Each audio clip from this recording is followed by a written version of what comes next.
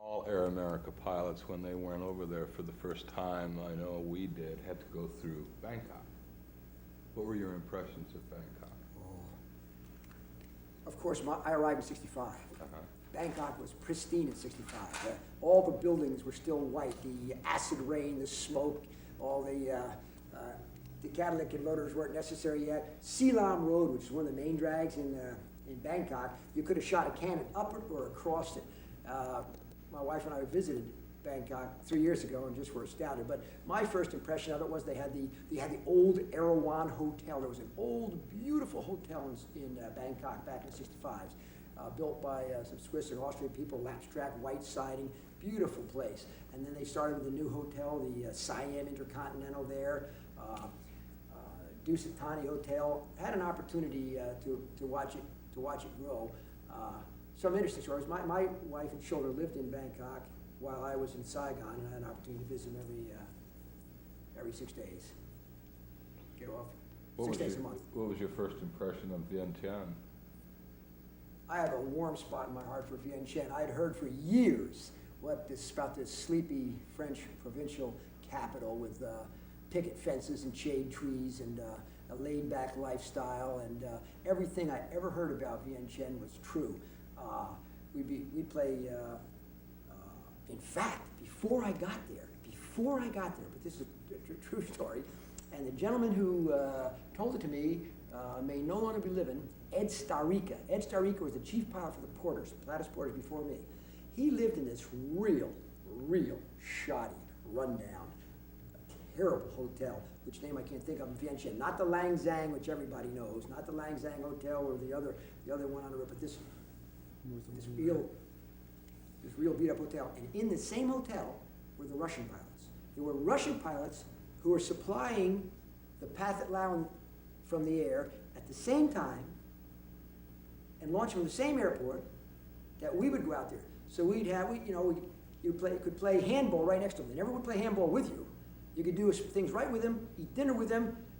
You'd hear their alarms go off in the next room, and Ed Starica would tell me about that. They'd fly up there, and then all day long, they'd be adversaries, each supporting a different faction. So in Vientiane, where they had the North Vietnamese embassy, a Chinese embassy, and a Russian embassy, it really was a cosmopolitan place. Vientiane was a hell of a place. People were much happier, say, compared to the Vietnamese, their happiness about life, the way they looked at things, the Lao, the Hmong, the Yao. The Hmong, of course, were strife-ridden, but the Laotians in the south of Laos, just a quick short story about Vientiane. A very good friend of mine, Brian Johnson, was living in Udon. One Christmas, he happened to have spent Christmas in Vientiane. And he called me up, and we had dinner in the Chez Suzanne. And I had a gold Omega at that time. And had dinner with Brian. When I came home, my house had been robbed. I lost my watch. 2 years later, I was down in Udon with the project, and Brian was still in Udon. And at Christmas, he invited me to dinner. I had one of the President Rolexes at this time. I went to dinner with Brian at Brian Johnson's house. My house was robbed again, and I lost my Rolex. And so my advice to Air American pilots is if Brian Johnson invites you to dinner, be sure to wear all your jewelry. But Vientiane was a nice lifestyle. An American school there where my children went to school. In fact, one night I lost my temper with my oldest son Michael because he was beating up my younger son Kenny. And to me, there's something beautiful about the love between brothers. And I was not ready to see them actually in physical combat at whatever ages they were, like 9 and 7. And I never done it before, but I kind of like went to slap Michael off Kenny, and broke his tooth. I felt horrible. I was sick because not because my child, but I'd done damage with. And so I had a flight that next day. I had a test flight. I went out to Vientiane. I flew the flight. I couldn't think about anything I was doing. I was nauseous because I felt so bad at what I did to my son. I said, "To hell with it. I'm going out to the American school in Vientiane. I'm going to find Michael. I'm going to apologize to him." So I got in my car. I drove out to the American school in Vientiane. And I kept walking up this grassy slope that led up to the school, and they were having some kind of an outdoor physical training or PT thing. There was some guy who looked like up on top of like an outdoor stage. Actually, it was like a boxing ring without a ring, without the ropes.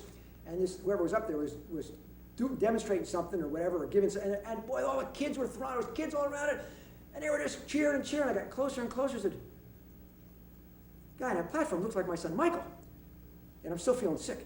I got closer and closer until I was within, range I could hear, and here's my son. And then my father gave me a right, and then my father threw a left, and then I blocked this, and my son's there recounting and exaggerating this whole story, and all the crowd's going wild and cheering with every blow he threw when he got hit. The American School in Vientiane was a very well-run, nice school, and so all the pilots whose wives and families were there, the kids went to the American School. You flew in Vietnam as well. Also, can I get the significance of the gold bracelets? I know you guys all wear them, and of course I know what the significance is, but just for the camera, and if you'll just give me a minute where I can refocus the depth of field here. If you have a story or if you have a recollection of why that came about, and then of course now it's probably more for, afterwards it probably turned into, jewelry, but I think there's a reason somewhere along the line, and it has a lot to do maybe with the bars that they took up to Tibet and stuff like that. I'm not sure, but maybe you can. Of course, gold actually is almost plentiful in that Laotian area. There is a lot of gold to be had, and therefore it was the thing of value, the barter item. It was the barter item. In fact, the women, link by link, would build themselves belts and virtually carry their dowry or whatever with them. So having gold, you probably had the best item that you could have to barter. Certainly, everyone knows gold is valuable, but up there, it was recognized as almost the only currency. So as the story goes, when these risky missions arose, where in fact you may get shot down or may have to bail out and may have to buy your way back into the country, of course, theoretically, the 24-karat gold being so soft, theoretically, you could each pull off a link at a time. I finally had one, and then when I was in Saigon, myself and another guy made a terrible mistake. We invested in some Chinese lady who was running a little bar, supposedly for the GIs. And when we bought the bar, I didn't want to buy the furniture because the chairs were so rickety and small that we're sure the weight of an American GI would cave them in. So we didn't buy the chairs. And I went on an RON flying up at Da Nang for 4 days. When I came back, the previous owner had taken the whole roof off the club just to get back at us. When we were putting this roof on, I was up there painting on this roof, and my gold bracelet.